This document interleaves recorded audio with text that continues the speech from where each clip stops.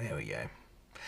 Welcome to Tuesday Night Live, the show where we ask all the big questions, but don't take ourselves too seriously. My name is Andrew Sennett. As always, I'm joined by the nifty nerd, my co-host and conversation partner, Ryan. Hey, Ryan, how's it going? Good, thank you. Nifty nerd is definitely closer to the mark than last week. I'm getting there? Yeah. I see you worked hard on it. Yeah. You went camping on the weekend? I did, yes. I'm not a big fan of camping. No? But I wasn't. It wasn't on the ground in a tent kind of camping. So Okay, right. It was something I could deal with. Yeah. I took a friend's caravan away, and so I slept on a beautiful bed with a spring mattress. I was doing it tough. Do you like camping though, Sano? When you get the chance? I like the idea of camping, I think, but at my age, I just like the idea of it. We went on a massive trip around Australia a few years ago with the kids when they were at school, and we camped our way. The first camping experience as a family together was camping through Cape York, and let me tell you, that was there were a few tears early on. All from you, I imagine. That trip, oh mate, I bawled my eyes out. It was terrible. The first night, it poured. Our campsite was absolutely awash. It was hysterical. It was so funny. Yeah. But we had a great time though. It was fantastic. Yeah, no, I'm definitely I'm more of a glamper than a camper. Yeah. Is that the phrase? Yeah. Ben's said glamper. Yeah. Yep. Well, welcome to the show. If you're watching on YouTube, please like, subscribe, whack the notification bell, share, make a comment. All of that helps with the YouTube algorithm and makes the night just that bit more fun. If you're tuning in through the Facebook community, welcome back. This show is all about a conversation. We're going to share real-life encounters with Jesus and big questions about life, God, the universe, and everything. And what we'd really love is for you to get involved in that conversation. So please add a comment, add the hashtag mailbag. We'll take notice and include it in our conversation. Maybe you can talk about your experiences with camping. But enough of all that, let's get into the show itself.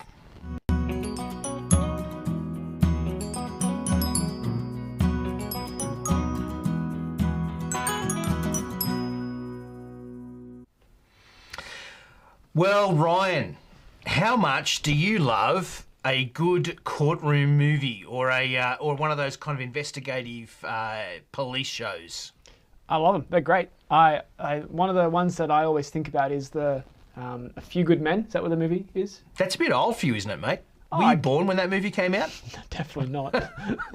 I don't know. When did it come out? It was a long time ago. It's Tom Cruise. When he was young. When he was young.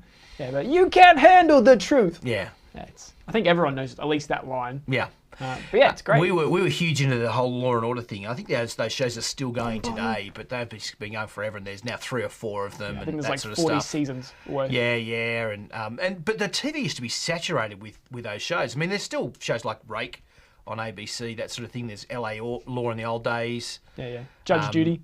Judge Judy was awesome for a bit of fun, involvement with the law. She was fantastic. You watch that for a laugh, right? Oh, absolutely, you watch it for a laugh. I can't believe people volunteer to go on that show and have their lives exposed and say the stupid things they say, and you're laughing, but you're thinking, who would do that? Yeah, it's like in a different way, like why people watch Married at First Sight and Bachelor and all those kinds of shows. Yeah. They just tragic real life, and you just love to judge them and go, yeah. what are you doing? How have you made that decision? Yeah, and then we watch shows like Googlebox, and we watch people judging those people on those real life shows. Very, very meta. Yeah. But Married at First Sight's one of those classic shows, isn't it, where you judge them hard. You're thinking, firstly, what sort of idiot would do that? And then the things they do to each other on those shows is just awful. And all the other reality shows as well, Survivor, My House Rules, Kitchen Rules, it feels like they search for the most objectionable kind of people so that we can really judge them. You know, I watched someone judging that show, and in that show, what they did, they got the couple to have a picture of every, so the husband was given a picture of every wife in the show, and they told her to rate how attractive their wife was compared to the other ones. Right, yeah. And just asking for trouble. And absolutely. Well, I read an article by a woman who'd been on the show, and she said they just basically plied them with alcohol. And they they did. They just lowered their defences and then just put the cameras on and watch what's going to happen. I mean, of course, stuff's going to happen. Oh, yeah. I reckon this is the paradox of the generation we live in, isn't it? Because we're in the don't judge me generation. Let me be who I want to be. You do you. You do you, all that sort of stuff. And yet at the same time, we are the judgiest generation on the history of the planet. It's one of those weird kind of, paradoxes of our generation. Or should I call it ours anymore? I feel like it's your generation, not mine. It's the generation that you're a part of it. You're here. Yeah, I feel like I'm a letter or two behind you, though. I don't even know what generation I am. Yeah, I don't know if I'm Gen X, but yeah, I'm definitely not Gen Z. Anyway, we're gonna get into things. It's time for story time with Amelia.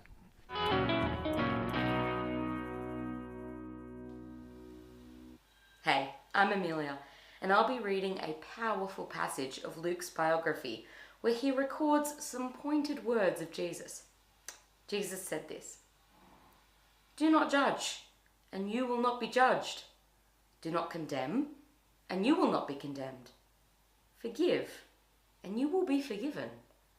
Give, and it will be given to you. A good measure, pressed down, shaken together, and running over, will be poured into your lap. For with the measure you use, it will be measured to you." He also told them this parable: "Can the blind lead the blind? Will they not both fall into a pit? The student is not above the teacher, but everyone who is fully trained will be like their teacher. Why do you look at the speck of sawdust in your brother's eye and pay no attention to the plank in your own eye? How can you say to your brother, 'Brother, let me take the speck out of your eye,' when you yourself fail to see the plank in your own eye? You hypocrite, first take the plank out of your eye, and then you will see clearly to remove the speck from your brother's eye." Thanks, Amelia, you absolute legend. Have you ever been scrolling through your Facebook newsfeed and decided to click on the comments thread for a friend's post? And, for a little bit they're okay, but then suddenly everything turns and people start screaming at each other in all caps and no one's listening and conversing anymore. They're just assuming and yelling. And then inevitably Godwin's law is invoked and someone makes a comparison to the Nazis and the whole thing disappears in a puff of acrid judginess. Or is deleted by the person who posted it, along with a vow never to post anything on their timeline ever again. What is wrong with us? We've invented an incredible way to be connected to more people than we've ever been connected to in the history of the world, and we use it to post cat pictures and absolutely tear each other apart. One of the things as a follower of Jesus that I really love about him is his ability to so completely nail the human condition. In a couple of words, Jesus can cut through all the layers of fluff and nonsense and just get me bang on. Well, I say I love it, but I also kind of find it annoying. And never more annoying than when he speaks about the way we judge one another. Tonight, Jesus says a couple of things about us and the judgment that really set the cat amongst the pigeons. And the very first thing he says, well, it's just flat impossible. Do not judge, and you will not be judged. Given, it will be given to you. For with the measure you use, it will be measured to you. If he'd only said, well, just be a little bit less judgy. But no, he goes for the absolute. Why does he do that? Well, because when he does do that, we see what we're really like. It'd be so cool, wouldn't it, to live in a world without judgment? But it's impossible. I mean, we judge to deflect attention from ourselves. I'm happy to see someone else get piled onto on Facebook because if they're piling on them, well, they're not piling on me. I'll point to the wrongs of others because if you're looking at them, you're not looking at me. And we also judge others to make ourselves look better, don't we? I mean, I'm not as bad as those people, as if that's good enough just to be in the top half of the population or above average.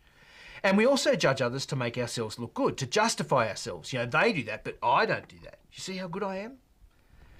And the beauty of Jesus and the frustration of Jesus is that he calls BS on all of it.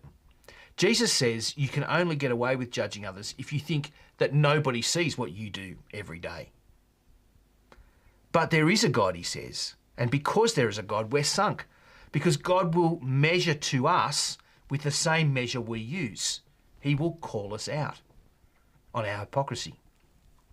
So how do you get off that merry-go-round of judgment? How can we stop the cycle of comparison and deflection and self-justification? The answer, says Jesus, is all about planks and specks. And so he says, why do you look at the speck of sawdust in your brother's eye and pay no attention to the plank in your own eye?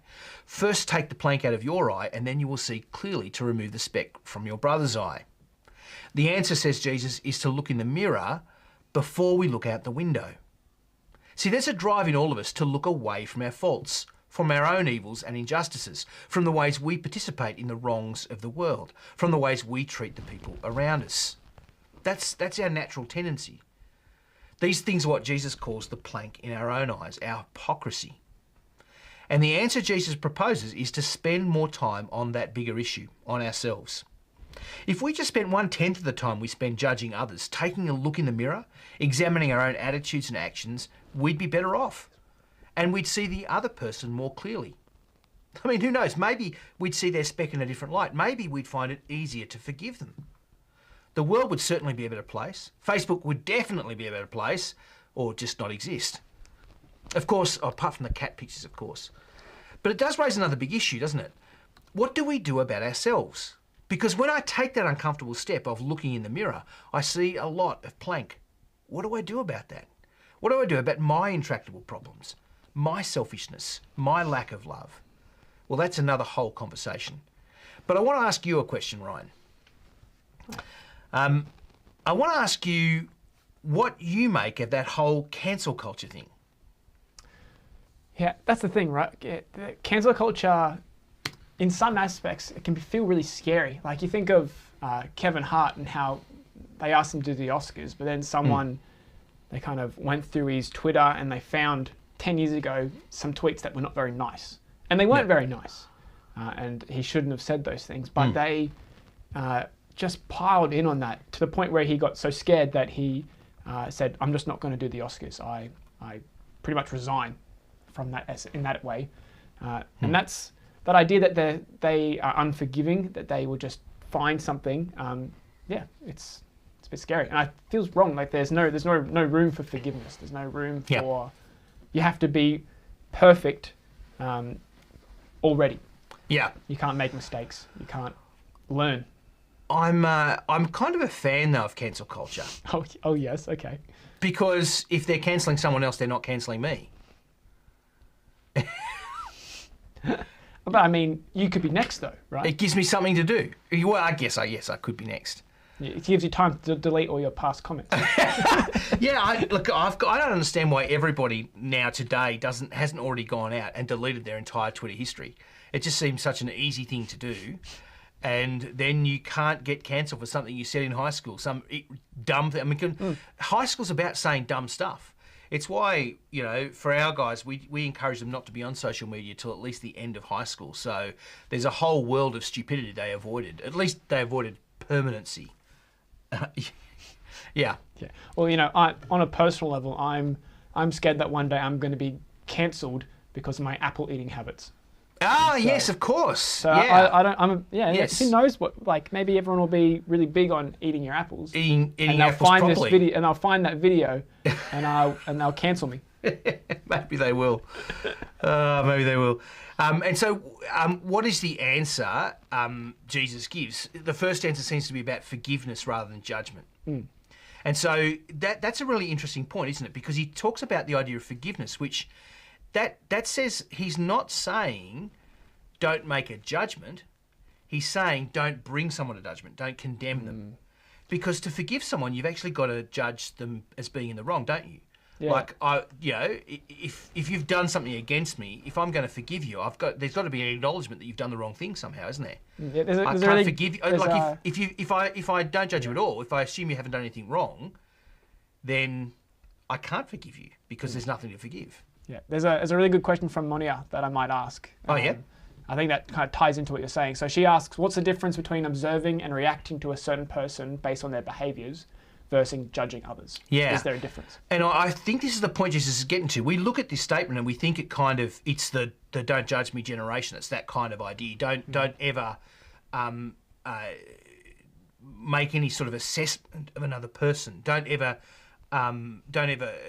see something that's done against you as as a real thing. But that's not what Jesus is saying. Think what Jesus is saying is don't take the step of actually bringing someone into judgment. Don't pursue someone for that. Rather, forgive them for those things. Offer forgiveness.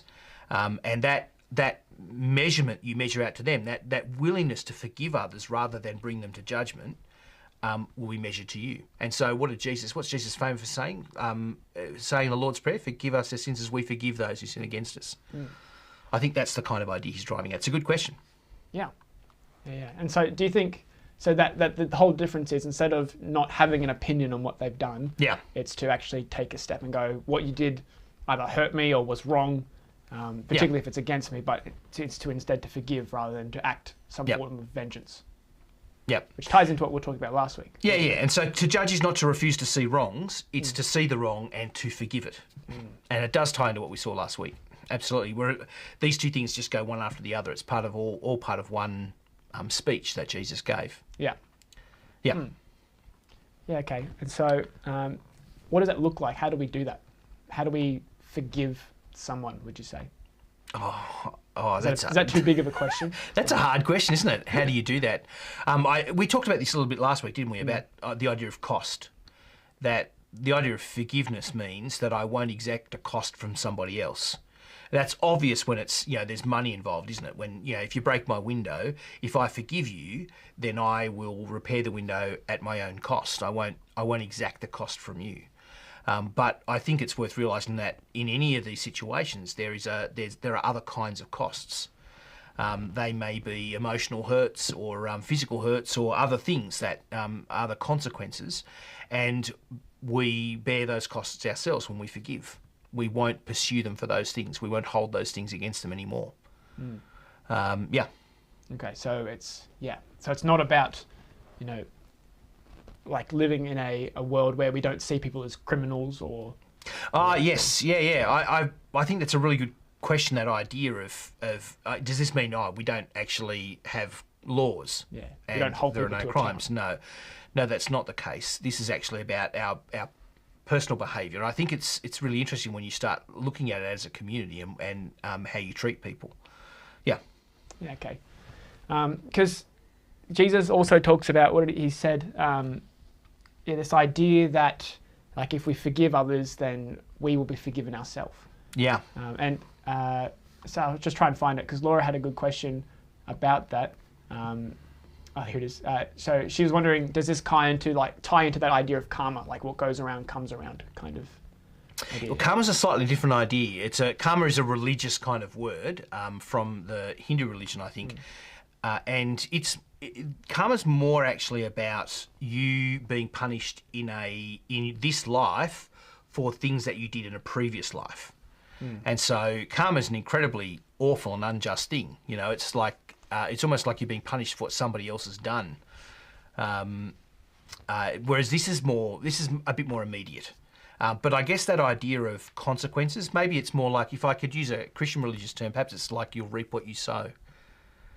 And I think the Bible uses that terminology, that you reap what you sow. And so it's more about the here and now. God will treat you the way you treat others. And so, and here Jesus is really clearly saying the kind of measure you use, right? The kind of ruler you put up against other people, it will be used against you. And that's a bit scary. That's pretty rad. Yeah, and you mentioned that a little bit before. That the idea that like this is all well and good if if God doesn't see everything, if he misses stuff, but as Jesus says, the God that we believe in is the God that sees all. Yeah, he doesn't miss a trick. Yeah. It's not worth believing in a God who's not like that, is it? Yeah. The God we believe in doesn't miss a trick. He sees everything. He's fully aware. And so whatever we do to others, he's going to treat us the same way. Is that what Jesus is getting? Well, he's going to hold us to the same account, I think. He's going to judge us in the same way. You won't be able to get away with it. Yeah. So, okay. Yeah, that makes the and so sense. That leads to Jesus' second kind of point here, the stuff about planks and specks. That's which is something that everyone knows, but everyone's heard this phrase in some way. Well, we use it. I think it's still in modern usage, isn't it? Yeah. So how do What does that look like in our my generation, your generation? I feel this is like some old guy lecturing up you young people. Get off my lawn. But this generation is one of the most hypocritical generations in history. Because on the one hand, we say, don't we? We say, don't be so judgy. Don't judge people. You can do what you want. And yet, we are the generation that invented cancel culture. Yeah. We invented that. It's not just something that happens out there. It happens in here, in our hearts. We participate in it. We pile on those Twitter mobs, those Twitter rage mobs. Why do we do that? It's the paradox of the intolerance of tolerance. Yeah, kind of idea. But I think as well, there's an assumption. I think there's an assumption in cancel culture is that we've got it all right, that we're on the side of the angels, that we're the good guys, and that you over there, because you tweeted something 20 years ago, you're one of the bad guys. You're evil and wrong, and if we get rid of you, then the world will be a better place. And I don't know that that's true. I really don't know that's true. I feel like maybe if you got rid of all the people, maybe the world would be a better place. But that's the problem, isn't it? Because I'm part of that problem. And Jesus just gets right in our face and he just calls us out. He calls us filthy, stinking hypocrites. Yeah. Yeah. And it's not as if religious people are immune, are they? No, absolutely not. No. I mean, right in this sermon, Jesus is criticising religious people. And we know, I mean, we're Christians. We're not blind. The Christian church today, we've had our fair share of problems with exactly this hypocrisy. One of the big things today is that people don't like religious people, or maybe particularly Christianity, is they use the word hypocrite. Oh yeah, absolutely. And I don't think that's so bad. I mean, they can throw that word around. The problem is when it's true. Yes. That's the problem. Yeah. It's I mean, call me whatever, but when you call me something and it's true, that hurts. You've actually got me pegged. And I think that's been the problem with the Christian church, particularly in Australia and in other Western countries in the last few decades, that there have been accusations made against us that have been true. We've done evil things and we've covered it up. Now, that's happened more broadly in our society and our community, but that doesn't excuse Christians, does it? Where, Christians are often seen to be this moral voice in the community, but where's the power of that when we are just hypocrites like the rest? We've got a filthy, stinking plank in our eye. Yeah. We've done evil things. We cover things up. And so this is a problem for both religious and non-religious people alike. Yeah. Yeah. All individuals. Yeah. Which is why I think Jesus does the whole plank before speck thing. Before you go to town thinking about all the wrongs out there, all the wrongs somebody else has done to you, perhaps first you should consider the wrongs you have done. Yes, I liked how you phrased it before. You got to look in the mirror before you look out the window. Yeah, that just came to me. But I find it helpful that imagery of what it means to actually reflect on yourself. Yes. I mean, even now I'm thinking about like cancel culture and can we cancel culture? Yeah.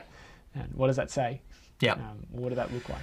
I find this, I don't know, maybe other people are much better at this than me, but I find as soon as I yell at someone, I just feel guilty because I realise how hypocritical I am. And I think that's what Jesus is pointing at here. Perhaps Jesus has just saddled me with this kind of idea, and so I find it hard because I can never be settled in self-righteousness. Because just the moment I actually burst out and really condemn someone, it just comes back home to me. Yeah. But I think the interesting point here that Jesus makes with the speck and the plank, the really interesting he says is it's not invalid to critique your brother. It's not invalid to bring something up with somebody else, to bring up a wrong somebody else has done. But you need to address yourself first. And that in itself is really interesting, isn't it? Yeah. Well, that's harder to do, I feel. Yeah. Like it's so much easier just to look outside of oneself, to the point where I almost don't know how to do it. Yeah. Right. It's too scary to do that. I don't know if that makes sense. Yes, that's right. But I think this is the thing with Australians, isn't it? It's part of our culture to be casually angry in Australia. We do the live and let live, but we really go after people. We're egalitarian, and yet we look down on those we disagree with. We have that hypocrisy in our culture, and Jesus gets under our skin with this.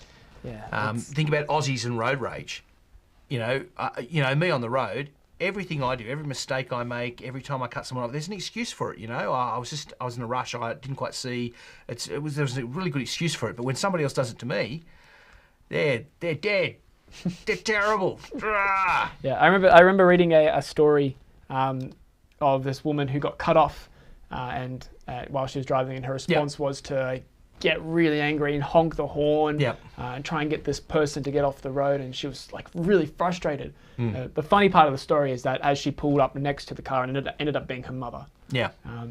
And thinking and reflecting on how she's just like her.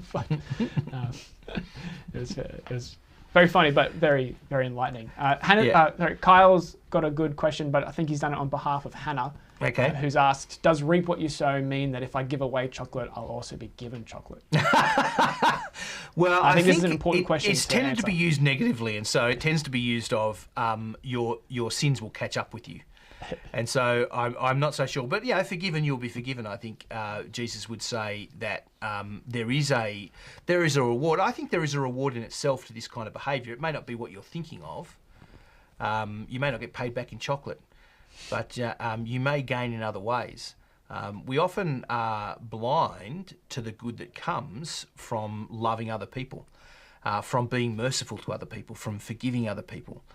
And we miss the great impact that has on us, just forgiving and being able to let things go. I talked about an instance in my family life last week that was really hard. It was when it happened, it was incredibly difficult. And if you want to think of anger, there was a lot of anger there. But to let that go, to forgive from myself anyway, has released me. There's years of bile that I'm not swallowing. There's no acid in my stomach over it. I'm free from that. That'll add years to my life, I think, not being bitter and angry about that. And so I think there are actually benefits to being somebody who addresses ourselves first and therefore is more willing to forgive others. There is a reaping, but I don't know if it'll be chocolate. We'll see. Well, yeah, there is a wonderful truth to the idea that while we have cancel culture, Jesus is the absolute opposite. Yeah, how so? Because instead of him cancelling us, he cancels ourselves. Right? And this is kind of the whole point of where he's going with this. So he cancels himself. Yeah. He doesn't. Yeah, he stops the merry-go-round of hypocrisy and judgment, and he takes that judgment that we were supposed to get and put it on him. Yeah, it's an interesting thing, isn't it? Because you'd think, Jesus is, he's God in the flesh. And so if anyone has a right to judge, you would think this one is the one. This one is the one who's been wronged, has had wrongs done to him that he doesn't deserve. And yet rather than take that out on others, he actually cancels himself instead. That's the whole story of the cross, isn't it, that we're coming to at Easter. It's this weekend, isn't it? It's Easter weekend. Yeah. And so we remember this moment where Jesus cancelled himself in order to forgive other people. That's an incredible, a profound thing, isn't it? And it puts a different tone on these words. These words sound very different when they come from that person who offers forgiveness because he's taken the judgment himself.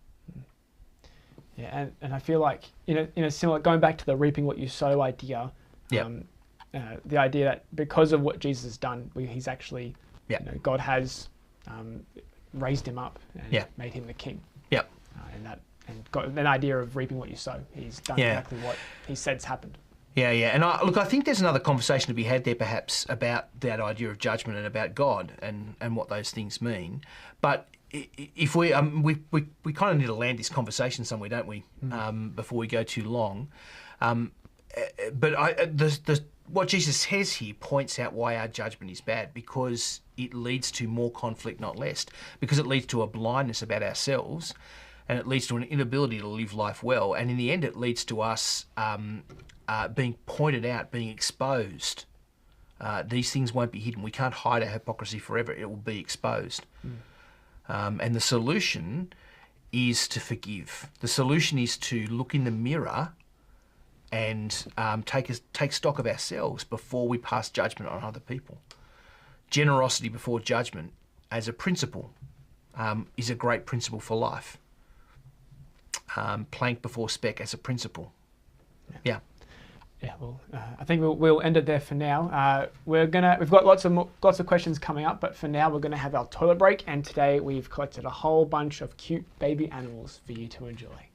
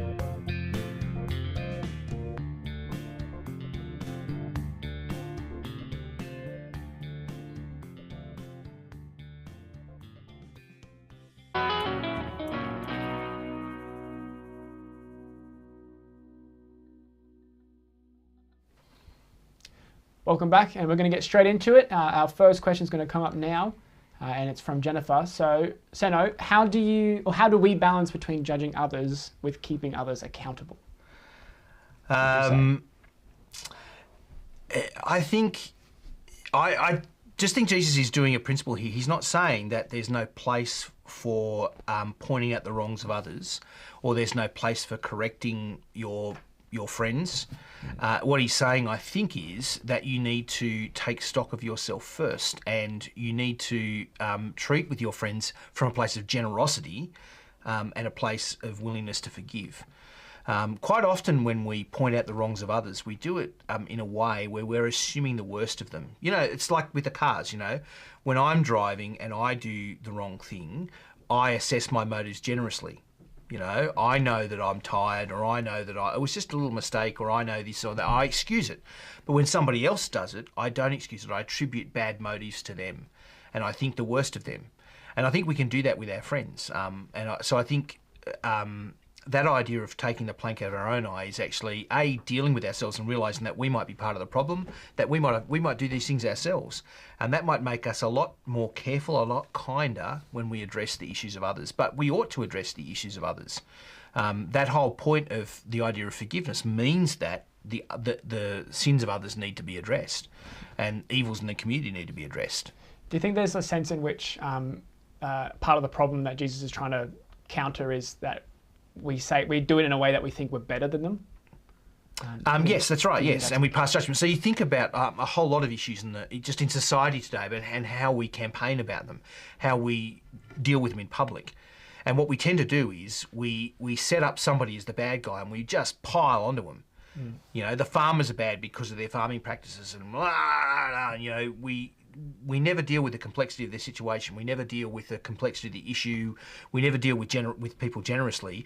It's almost like we have to make somebody the bad guy and evil. They have to be evil for us to be right. So I think we still need to deal with the issues. We still need to deal with those intractable problems in our community, and sometimes our intractable problems with each other. But if we do it with a sense of generosity, it'll be a very different conversation. Natasha asks a question related to this. How do we respond in a loving way when people judge us incorrectly? Yeah, that's a tough one, isn't it? When you feel like people got you, they tagged you wrongly, that you didn't deserve it. And I never know what to do with this. You know, do you kind of get that whiny voice and go, but I didn't do it. But what? Or do you just let it go? I wonder if it sometimes depends on the circumstance. I think often we can spend a lot of energy and time trying to correct people's perceptions of us or correct our public reputation when we'd be better off if we just let it go. So I don't know. I wonder if it might depend on what the ongoing relationship's going to be like and and how we need to deal with it. So yeah. Sometimes you might try and correct people's perceptions if you think it's wrong and you think you've been unjustly accused. Sometimes you might just let it go because it's not worth it. Yeah. Yeah, okay. We'll go on to our next question. When we're ready. Tech people are searching hard for the next question. So well, I think, to go back on that, like I think there's definitely a sense in which the most important thing I feel is that you like how God sees you, and if you know that your conscience is clear, and you think that God would agree based on what you know, I think that's the first step that you want to do. That can make a difference. Sometimes I think honestly your first response should be, is there some justice in what they say? Because there might be some justice. You know, you feel like it's a harsh criticism, but there might be some truth to it, and so that's worth thinking about as well. Our next question is from Laura. So if you forgive someone, is it still worth discussing the issue or should you just move on? Yeah, really good question. I wonder if it depends on the thing. I think there are a lot more things than we think that we can just forgive and let go. Do you think it matters if this is like the 5th or 6th time this is happening, or? No, because it may not be your job to point this out to them. It may be your job just to tolerate this or let it go. And so I think it depends on how serious you think the issue is, or whether you think you can, in a kind and gracious way, help to correct them. Often this is true, isn't it, with faux pas? I'm a classic for saying the wrong thing, and in the heat of a conversation, I'll say something about Ryan eating apples, and all of a sudden I'll notice that little sad look on his face, that little hangdog look on Ryan's face. The tear in my eye. Yeah, it's like, cracked voice.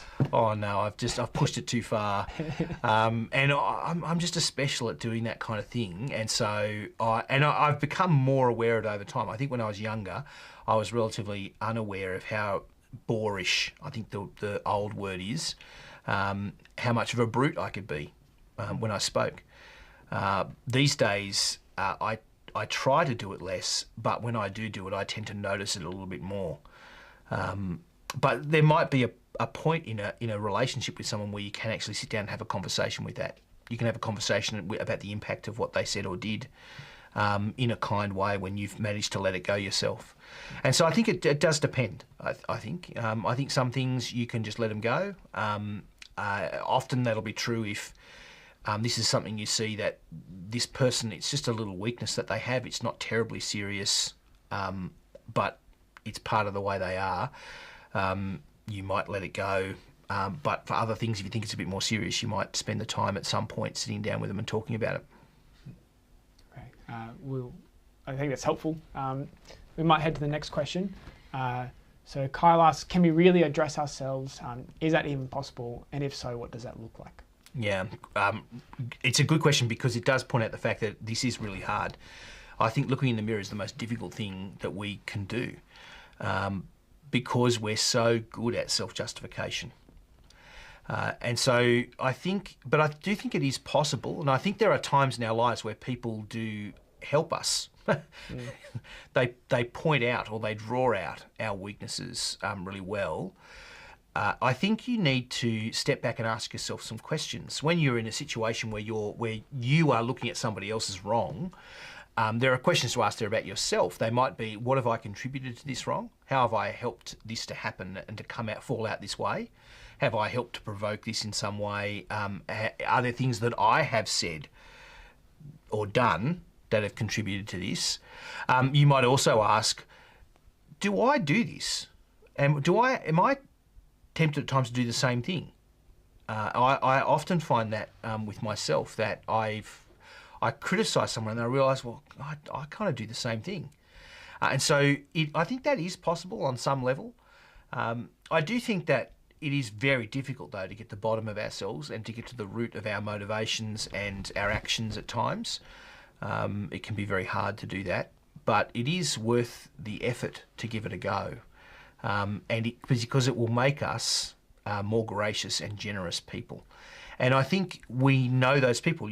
I think you need to look at those people whose character shows that they do this, that they're self-reflective, that they understand themselves better, and that they are therefore more gracious with other people. Yeah. Well, thanks for the question, Kyle. The next question we've got from Lachlan. So, what do we do if our friends reject God's word about their actions? Love them. I think if you're a Christian person, one of the things you've got to be aware of is that the majority of people around you, the majority of your friends, don't agree with you. And so, of course, they're going to reject God's words about their actions because they don't agree with those words. They don't think those words are important or significant for them. What you can do for those people is live those words out. Because if those words are true, if the words you believe about God are true, then living them out will make a difference. It'll make a difference to your relationship with them, and it'll make a difference to them. And they ought to be able to notice that. So I would say live those words out yourself, live out the truth of them yourself, and in your graciousness, in your love, in your generosity and forgiveness and mercy, they will see the character of God, and they will hopefully see the truthfulness of the words. Great. Thanks, Lockie. Kelly asks a question with Lockie's question. Are we called to have? We are called to have judgment, aren't we? Paul has talked about throwing people out of the church for their actions. Yeah. So I think, this one's a bit different. This one's Lockie seemed to possibly, maybe we misread it, but aimed at non-Christians, as opposed to how we. I actually think the funny thing, the situation in the Bible that Kelly's referring to is a classic situation of plank and specto. Because Paul's, it's about a group of people, though. He's talking to a group of people who are so proud of themselves and think they're so spiritual, but he's saying, you guys are hypocrites. You guys are, it's like that situation we talked about with the church today, and it's hypocrisy. And he's saying, you are hypocritical, and you need to address yourself as a church and deal with the issues in your church before you go parading around really arrogantly and talking about how awesome you are and judging other people. And so that's the irony. This is actually an issue inside their church that they need to deal with. So yes, Kelly's right. We are called upon to make judgments, but the interesting thing going on there is it is an internal judgment in that case. Yeah. Yeah, because that same passage says don't worry about what people are doing outside the church. Yeah. Otherwise, you'd never hang out with them. And this is part of our problem, isn't it?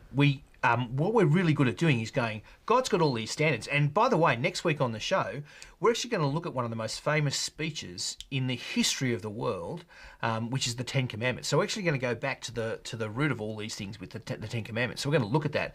But we often look at those ideas in the Bible, and we're really good at applying them to everybody else. And we go, look at everybody else in the world. They're doing so badly at this. Rah, rah, rah. Yeah. But this is what Jesus wants us to do. He wants us to stop and to turn around and to use that speech as a mirror to ourselves. Yeah. I think we've only got time for a couple more questions, but the next one is from Jack. If we can handle his truth. If we are ultimately forgiven for our sins, if we ask for forgiveness, no matter your sin, is it then wrong for that person, for example, like Paul, to go ahead and lead the church or be a part of it? Of the leadership, despite what they've done. Not so much not so much but should they be leaders in our church if they were doing wrong things too much? I think that's a good question. I'll try and unpack it as I understand it, Jack, so I may get this wrong. You can come back at me if I do. But I think you're saying that if people do some wrong things, of course God can forgive them, but should they take positions of leadership in a church or a Christian institution, given that they've got those things in their past? And I wonder if it might depend. So some things that we do are issues in public. They're public issues. They're issues in our society, our community. They're legal issues, and they may prevent us from taking a job in the church because we have that past. There are a few legal issues there that may prevent us. But for most things, if they're things in our past before God, before we were forgiven, then before we became a Christian, then I think it's probably okay that people take on roles in the church. But I wonder if there'll be a situation there for all of us where we need to actually step back and take a hard look at our lives and go, is it worth it? Will this actually help people outside the church to look at the church and be happy with it, or will they look at the church and go, you're a bunch of hypocrites? And so there might be a moment there where we just take stock and go, well, maybe I'll choose not to do that, so that the reputation of the church is enhanced rather than taken away from. But by and large, I think it's okay. I think there's a difference though when you do things as a Christian. When you I guess make those mistakes as a Christian, there might be an issue there. In terms of leadership. Do you think there's a difference or like an important idea of whether or not they've done these things before they became a Christian or after, yes, during I do their think leadership? So, yeah, I think there is a difference, and it will make a difference to the outcome. Yeah. Okay, well, I think we've got time for just one more question.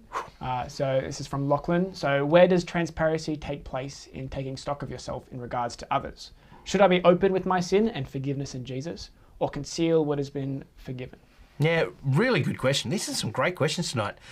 I wonder if this is a matter of judgment, that you... sorry, I meant discernment, perhaps, rather than judgment. The word is, the English word is used with a range of meaning. This is one of those things where you'll actually... it might be about having some discernment about what the issues are. I think... there are issues in our lives. I think as a general principle, it is good to be open with others, right? It is good to be truthful. It is good because what we need to see is that we are all forgiven people. I think one of the real misconceptions about the Christian faith is that you've got to be a good person to be a Christian. But what all Christians know is that we're forgiven people. And so that understand that and knowing that we're people who struggle ourselves, and we struggle still, is an important part of the kind of the religious or Christian life. And so for other people to be aware of that is good, and it's for people to be aware of your struggles. But I think there are some things that are helpful for other people, and there are things that aren't. And so you need to exercise some discernment there about what's helpful and kind about yourself to share with other people. And there may be things about yourself that it's better just to share with one or two people that you trust, than with everybody. Good question. Yeah. Well, I think that's all the questions we have time for today, but we are having an upcoming episode in a couple of weeks' time where we're going to try and hit all the ones, not only today, but since week 1. Yes. I think that's coming up soon. So we're going to get into a whole stack load of questions that are left over, so look out for that episode. We're really glad you joined us tonight, though. Please remember to do all those normal things you do with the YouTubey stuff, the clicking and the bashing and the subscribing and the stuff like that. It does make a difference. Keep the questions and comments coming in. We're enjoying the conversation. See you next Tuesday at 7 o'clock.